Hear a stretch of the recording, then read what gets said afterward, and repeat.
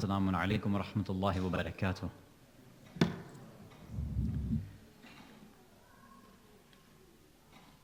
The second ayah of Surah Al-Mu'minun reads, Bismillah ar-Rahman ar-Rahim, الَّذِينَ هُمْ فِي صَلَاتِهِمْ خَاشِعُونَ.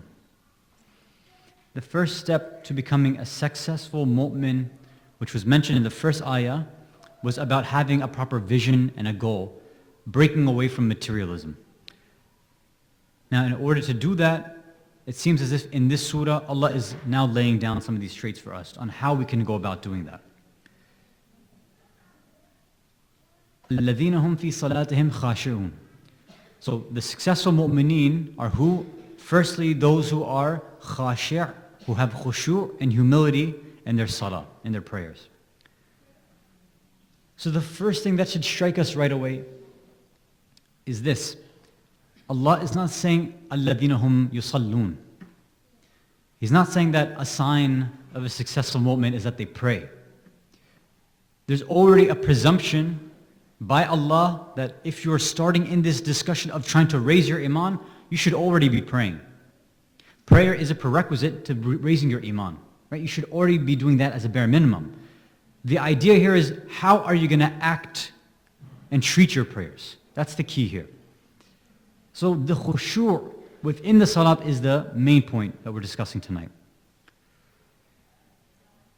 You know, sometimes when, let's say, we do something wrong, or one of our kids does something wrong, and they come and try to apologize to us, right, and say sorry.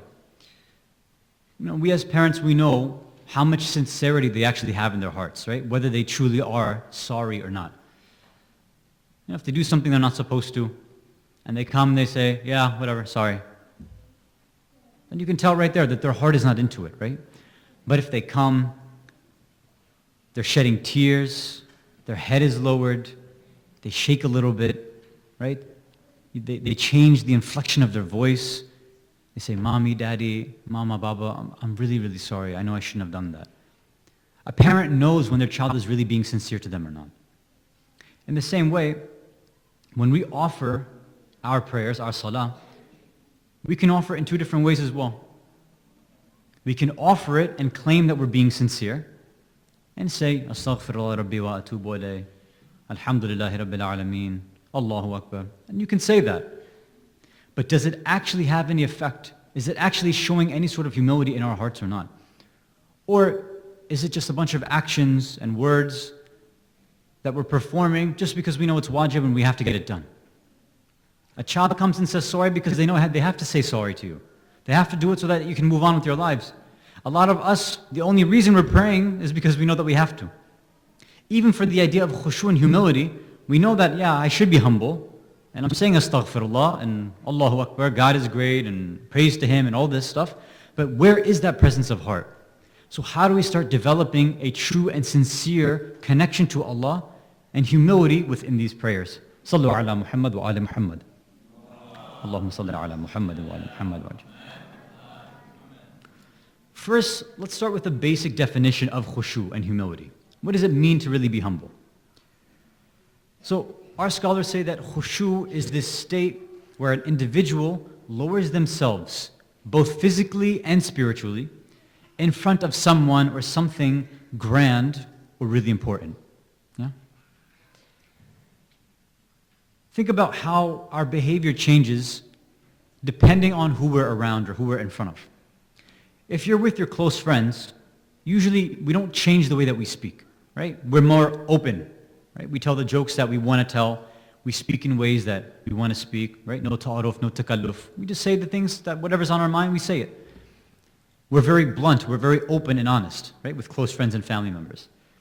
Now let's say we're talking with your parents and you have some iota of respect for them. Then, yarhamukumullah. Then you're going to change the way that you interact with them, maybe. Okay, if not then, maybe grandparents, right? Maybe you'll start to change your tone, your manner. You won't say the same style of jokes with them.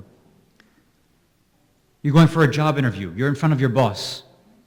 You're in front of a police officer. You're in front of a judge. How exactly do our mannerisms change? What is going on behind the scenes in our mind, in our heart, that causes us to change in front of different individuals? Why is it that For a cop, I'll say sir, I'll say ma'am. Right? I'll be very careful in the way that I move. In front of a judge, Your Honor, Your Eminence, I'm very sorry if it pleases the court. Right? We speak in a very specific way. We changed, we'd never speak like this to anybody else, but in front of certain individuals, we change everything. It reflects in two ways. It reflects how we perceive that individual, and it also is reflected within our actions. So both of these two are connected here. We have both the spiritual informing the physical, and the other way around. The physical also determines the spiritual. Meaning this: if something inside your heart actually changes, then your limbs have no choice but to respond to that. When you truly are scared, then your body will respond with goosebumps, or it'll respond by shaking. Your heart, your actual state of mind, your state of being will dictate to your body how to act. So in this term, if you really are humble in front of Allah, you have that love and that fear. You're between both of these places. Then your limbs will start acting in accordance with that. Once there's a narration that says, Rasulullah sallallahu alayhi wa alihi wa sallam, Allahumma salli ala Muhammad wa ala Muhammad.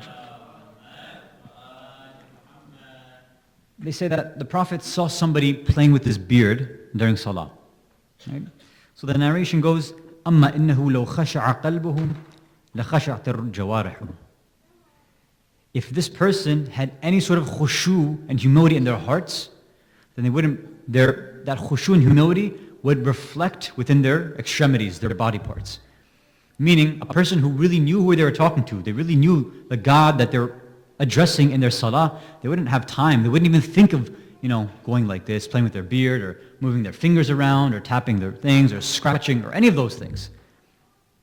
These things are a reflection of a lack of importance, a lack of awareness, a lack of recognition. So now, you might respond and say, how is this possible? We understand God, He created us, we obey Him, we respect Him, we know He's our creator. That's not the case. Why is it that there's a gap? Why is there a disconnect? How come I do feel like I have a connection to God, but my actions don't reflect that? What's going on there? You see, when we truly understand khushu and truly understand Allah, then this has to inform and cause a change in our actions. The only way we can understand this is if, one, we haven't really understood what khushu means, and we have a very simplified understanding of it, or two, maybe we really haven't understood who Allah is. It's one of these two. Because even when the Prophet heard about this verse, according to some mufassirin, when this verse was revealed, the Prophet changed his actions as well. So when this verse in Surah Al-Mu'minun, الَّذِينَ هُمْ فِي صَلَاتِهِمْ خَاشِعُونَ, when it came down, or before it came down, some historians say that whenever the Prophet would pray, at times, sometimes he would look up to the sky, he would look up to the heavens. And sometimes that's also a natural response for us too, right? When we're making dua, or we're asking and requesting these hajat, we look up. It's natural that we look up towards Allah. It's a natural human instinct and reflex. So some mufassirin say the Prophet was doing the same thing. Sometimes in salah, he would look up once in a while. When this verse came, they say that the Prophet realized that to one degree it was reflecting him as well, and it was addressing him. He changed his behavior. And they say after this he never looked up again, and he only looked down in salah. And that's why we all know that it's mustahab for us to, at least when you're in qiyam, to look at your turba and your muhr, right? That's a forced way of having to look down. But some ulama of akhlaq and irfan say that it's even more so than that. It's not that your eyes are just pointing to something that's, let's say 45 degrees below you or whatever. It's more so than that. Your head should be fully tilted down. You should feel the weight of your own sins, the weight of your own arrogance on your head, on your neck, so that it's pulling you back down to the earth. And that's why you see some ulama, it's not that their head is straight and they're looking down. They're fully just down. They're feeling everything being pushed upon them. And again, look at the analogy we gave before. When a child is truly, sincerely sorry and apologetic for what they've done, when they come, do they look at you in the eyes? When they feel that guilt, they come and they look down. They can't look up anymore.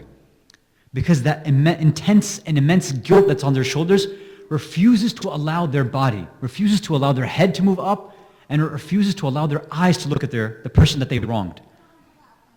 Any person who comes to salah, every single one of us knows that there's something on our shoulders. We have these burdens, we have these sins, we have these mistakes that we've been making. We know specifically in the month of Ramadan, all these things that we've been doing or not doing. We could have been reciting more Quran. We could be reciting more ibadat. We could be increasing our akhlaq and changing our behavior with our friends and our family. There's so much more we could be doing. So when we come and offer our salah, what excuse do we have to be so happy and nonchalant in prayers? If a person, right before their salah, they reflect upon just those mistakes that they've been making, do they have any sort of gumption and gall and the audacity to look their Creator straight in the eye? Or to look up at the heavens? Or to even look at the moor and keep their head up? That true understanding of Allah and a true understanding of yourself, those two key components should cause us a change in the physical motions of our prayer. Sallu ala Muhammad wa ala Muhammad. Allahumma salli ala Muhammad wa ala Muhammad. So now let's go through these practical steps so that we can try to apply this ideology and theological background into a practical way. So the first step is, like we said, you have to know Allah. Now the Allah that we identified in the previous series, from Muslim to Mu'min, was the Allah of our intellect, our mind. We went through these different proofs, that there's an organizer, a designer. We talked about a need for an independent cause and an independent existence, a wajibul wujud. And that's fine. That's a good way for us to understand God. But that's not just who Allah is. Even Allah doesn't identify and introduce Himself as this. Every time Allah wants to remind us about who He really is, in all but one chapter of the Quran, how does Allah want us to understand Him? Bismillah, Ar-Rahman Ar-Rahim. Every single time. 113 out of 140 times, Allah says, I want you to know me through these two specific names particularly. Know me by my infinite mercy, which comes and encompasses all of creation. And also know me by this Rahim that is specific to mu'mineen. Not everybody is entitled to some of these things. So one part of it is this infinite mercy, and the other part of it is this specific compassion which comes to those individuals who deserve it, not for everyone. This is the Allah wants us to understand. Now, this is not something that you can intellectually get. We sometimes expect God to be this rational, logical, robotic creature, right? You do something bad, Allah punishes. You do something good, He gives you a good boy point, right? Good boy, bad boy, thawab, ajr. We say that just Allah is not what we want. We don't want the Allah of justice. Ilahi, amilna bifadlik, wala tu'amilna bi'adlik. Ilahi, Allah, we're hoping and we're looking for what? We want your fadl, we want your virtue, we want your kindness, we want your generosity. We don't want your justice. If you're just with us, there's a good chance that we might remain and end up in hellfire. If you deal with us with your kindness and compassion, you'll start to overlook some of these mistakes that we make. That's what we're hoping for. Now that understanding is not a logical understanding. The normal understanding that we have of how justice needs to be dealt with is, look, when somebody does something wrong, they have to be punished. But Allah says, "Sabaqat rahmatuhu ghadabahu."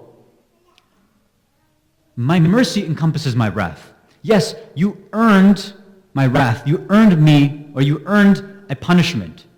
But I'm going to give you more than that. If you do something good, I'll give you 10 times that.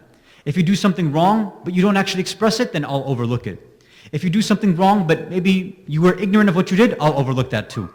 If you do something wrong, and maybe you do tawbah and istighfar later, then I'll overlook it too. So, alaykum salam wa rahmatullah. So now, the first step is understanding this type of God, this true understanding of Allah. The same one that when a companion came to Rasulullah sallallahu alayhi wa alihi wa sallam, Allahumma salli ala Muhammad wa ala Muhammad. As the narration states, that he came to the Prophet and said, is Allah compassionate and merciful and kind? Is this the kind of Allah that we worship?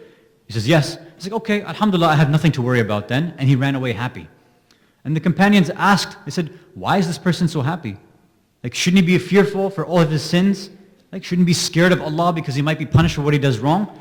He says, no, this person has a better understanding of Allah than you and I do. Or not you and I, not the Prophet obviously. He meant the companions that were there. Like you're thinking of Allah just in terms of that fear. But he understood Allah in that irfani way, in the Gnostic way, in the spiritual way. That there are certain names of Allah that are stronger and more powerful. And these are the compassionate, forgiving, kind names. The names of latafa and gentleness. These are the ones that Allah deals with us. Or that's the ones we want Allah to deal with us, right? We prefer those names. So how do we do that? When we come for salah, when we're about to start, remember these ideas first. Now, with Allah showing all this kindness and generosity, what room for arrogance is left in our hearts? Is there any room left for us to think about God in a way that's just rational and logical? No. So when we start to move from simply the mind to understanding Allah with our hearts, this is one of the first steps we get to having this humility. And we have to have certainty in this belief. One narration indicates, as-salah biduni yaqeen laysat bishay. Prayers without yaqeen is like you're doing nothing at all. It's nothing. If you have proper certainty in Allah and the Allah that is going to grant us this kindness and mercy and compassion, then you have a real salah on your hands. Then you're actually talking to Allah as He really is, or closer to what He really is. Another narration, this one is attributed to Amir al-Mu'mineen, Ali ibn Abi Talib alayhi salatu wassalam. Allahumma salli ala Muhammad wa ala Muhammad wa ala. He says, Nawmun ala yaqeen khayrun min as-salat ala shak. Sleeping in a state where you're certain, meaning certain about Allah, is better than offering salah when you're in a state of doubt and shak. Now, I'm not saying don't pray and go to sleep. That's not what we're talking about here. And I'm sure that's not what the Imam means. We're saying this, that a person who's certain about their Creator and certain about their future, they can sleep easy, right? Don't we even say that too? If you have your things settled, your affairs settled, you can sleep easy at night. But when you're worried about things, when you're uncertain about certain things, then even your salah, which is supposed to be a way for you to calm yourself down, to find that tranquility. If you have all these doubts sitting in your mind about what's going to happen and what's going on, then your salah will be filled with shak. And Imam's saying that it's better that you get this yaqeen and sleep like this than praying when you have all these doubts. Right? So this was the first point. And we see this also in the life of the Imam himself, right? Again, you all know the famous story. The fact that the Imam had that arrow in his foot, right, at Siffin. And Imam Hasan alayhi salam said, if you want to pull this arrow out without the Imam knowing it and understanding what's happening, wait till he's offering his prayer. Because there, the only thing that he's concentrated on is his marboob, only Allah, that's it, his Rabb, his ma'shuq, the object of his affection. When you're drowning in that love, nothing else matters to you. Right? You don't pay attention to the world. And they say that's what happened. As soon as he started his prayer, they pulled the arrow out. And after he was finished, he looked down and said, where's all this blood coming from? Right? He was so unaware. Now, of course, it's very tough for us to get to. But imagine if we work on it slowly and slowly, then maybe even things like, for example, children making noises, maybe even that we can start to disregard. Sallu ala Muhammad wa ala Muhammad.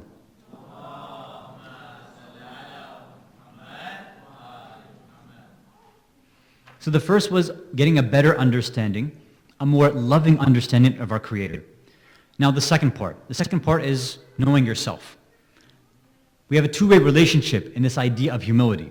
Right? One is a person lowering themselves, and the other was lowering themselves in front of somebody that they believe is greater than them. So the second part we took care of, understand Allah's greatness and His mercy and His compassion. Now the other part is, well, you have to understand the lowliness of yourself. Again, you might respond and say, Hasan, we know that Allah created us. We have respect for God. We don't need these kind of reminders. Like, we get it. We are nothing and God is everything. Okay. But does this show, and is this reflected in the way that we act, and the way that we talk, and the way that we speak, the way that we speak to our children, the way that we stand up for certain ideas and philosophies and ideologies? Let me give an example. Right now, as we mentioned in our series 3 years ago, we discussed this idea of a clash of cultures, right? Between a quote-unquote Islamic identity and Islamic culture, or a Muslim identity and Muslim culture, versus a Western or American identity and culture. Now, one of the ways that this can play out, because sometimes these clash, sometimes they don't, but there are times when these identities clash. One of the times where this clash happens, and many Muslims are unaware, is when it comes to the idea of rights, freedom, opportunity. What rights do we actually have? What rights do we deserve? What freedoms do we actually have, and what should we be awarded when we're alive? More of this, inshallah, will open up in the discussion on Sunday afternoon. We're going to have a full workshop discussion regarding freedom, the difference in Western thought and Islamic thought. So I'll share more details there. But let's look at a famous example right now, a very simple contemporary example.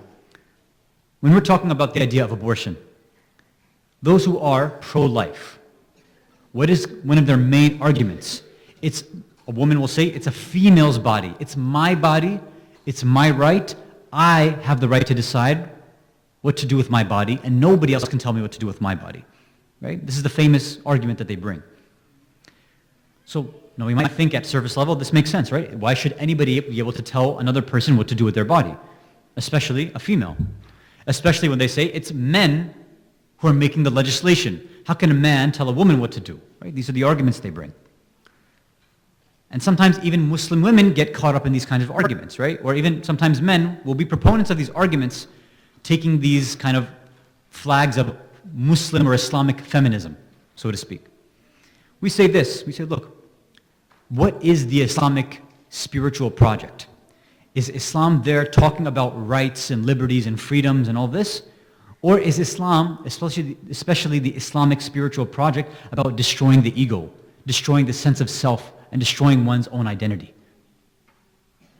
What do we have in Surah Al-Fatir, chapter 35, verse 15? Ya ayyuhan nas, antum al-fuqara ilallah. Hey, humans, you are fuqara. You're a bunch of poor people. You're nothing compared to Allah, in relation to Allah. Every moment that we're here, every moment that we continue to exist is only because Allah is keeping us in existence. Where do we get, again, this audacity to say, no, this is my right, my body, mine, mine, mine, mine. I'm the one in charge of this. I did all of these things. All of this is a symptom of egotism and egoism and ananiya. And it's happened that when many individuals come together with this same philosophy of me, my rights, what I want, when they come together and they form a society, then what happens to the society? The society will say, fine, we'll fight for your rights. Not what any religion or God says, but what you human beings want. What we call humanism or individualism. So what happens is the egos come together and they develop a society and they even form a government. Now you have governments and ideologies formed off of ananiya. Which are, what if I say this becomes nahnu-iya. Now it's not I, it's we. We collectively are all these egos and we want to fight for the rights of the ego and egotism. It's a very, very dangerous trend that we have to be careful of in our own communities. Shaykh Mutahari, rahmatullah alayh, brings an interesting point in his discussion about divine rights and divine justice, the problem of good and evil, right? In his book, Divine Justice. Adl Ilahi. There's many arguments that we can bring to say, why do good things happen? Why do bad things happen? But he brings a very simple philosophical argument. He says, look, let's say a father gives his child $20, right? 5-year-old child, a father gives his 5-year-old child $20. And he comes with them into the store. Right, so the son starts picking out random things, right? A bunch of candy and chips and soda and all this garbage. And now they go and they put it on the shelf. They put it on the table to pay for it. So now when that child has that $20 and is about to pay for it, the father says, look, we're not getting these chips, we're not getting this soda, we're not getting this candy. Does the child have any right to say, no, you have no right. This is my $20. You have no right to tell me what I can and cannot buy. No, anybody would say, look, your father just put those $20 in your hands. You're just holding on to it. This is temporarily yours.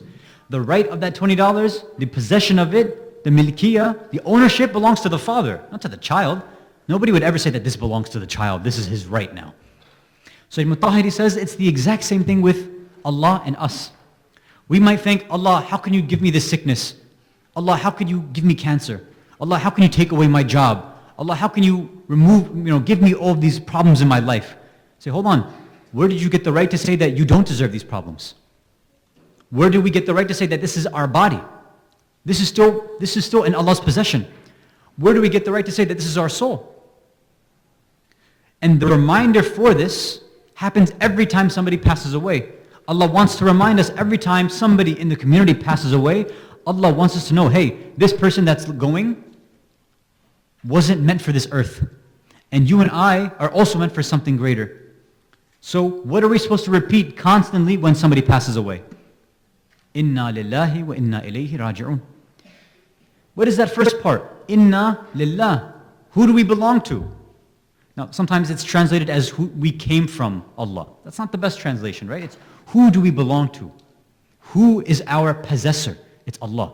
And He wants us to remind us, look, when this person is leaving, don't see this as a loss. They are what? Inna ilayhi raji'un. And we are constantly returning back to our owner. Every single moment we're going back to Allah, who owns us.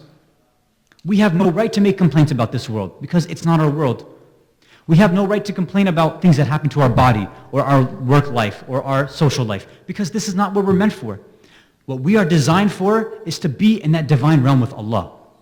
To be with Him constantly, right? To be neighbors with the awliya, with the anbiya, with the mursaleen, with the aimma, alayhimus salam. That's what we're meant for. So why would we complain about these little things when that's not what we're designed for? That's not what we're made for. We get caught up in all this materialistic stuff, and why does that happen?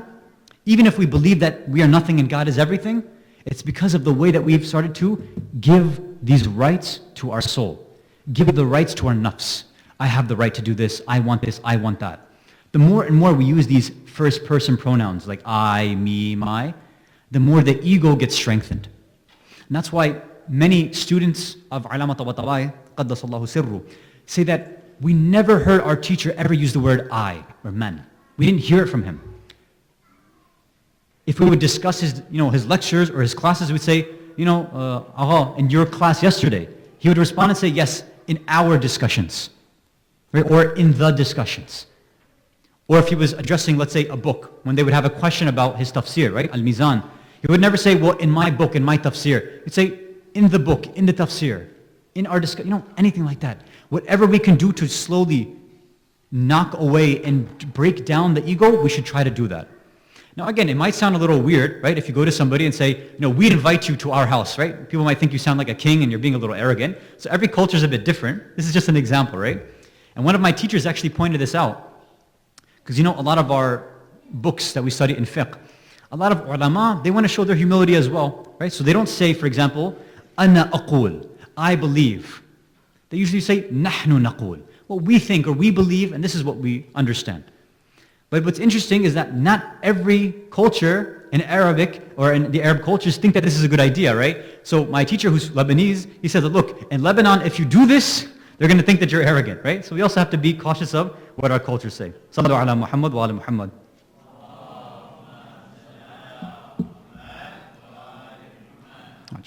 So think about, in terms of our daily life, thinking about simple things like my car. You're talking to your kids, let's sit in my car. Let's go in my car today. No, why don't we say, let's go to the blue car today? You can change simple things around, I think, right? If you talk about your phone or my computer, my TV, if you start saying this, then what did we say the other day? Your children will catch up on the same thing, and the children will build their ego too, right? Yeah, the children will end up building their egos as well. So we have to make sure we become role models for them. Again, another parenting tip. As we start to do that, because many individuals ask how, and this happened in a discussion last night, how do we end up showing our kids how to destroy their ego? And it's very simple. You destroy yours first. When you destroy your ego and you show your child how you're destroying yours, they'll watch you and they'll say, okay, that's how I do it. Especially in that beginning phase when their nafs is very strong, they'll start to pick up all these different tips and tricks to figure out how exactly can I raise myself towards Allah. So these were the first two steps now. We have knowing our Creator, the way that He wants to be known through His love, His kindness, and His compassion. And we have knowing ourselves, that we're absolutely nothing. So when you take our nothingness and we take absolute mercy and compassion, naturally, as a reflex, our limbs should start responding in turn. We should have nothing but humility there. I'll end with this last one as a practical advice as well. We have this narration attributed to the fifth Imam alayhi salam where he says that there are various different qualities for an abd, right? A servant of Allah. So he enumerates 10 different qualities. I only want to mention the last one, which is very important for us as community members. He says the last one, according to this narration, is that whenever you come you meet and you encounter and interact with somebody else, no matter who they are, in your mind, you should be thinking and saying to yourself, Huwa khayrun minni. This person is better than me. No matter who it is, what walk of life, what ideology, what religion, you have to be able to implement in your life that any person I come across is definitely better than me. Very difficult thing. We'll open it up more tomorrow night, inshallah. Walhamdulillahi Rabbil Alameen. Wa sallallahu ala Sayyidina Muhammad wa ala ahli baytihi at-tayyibin at-tahirin.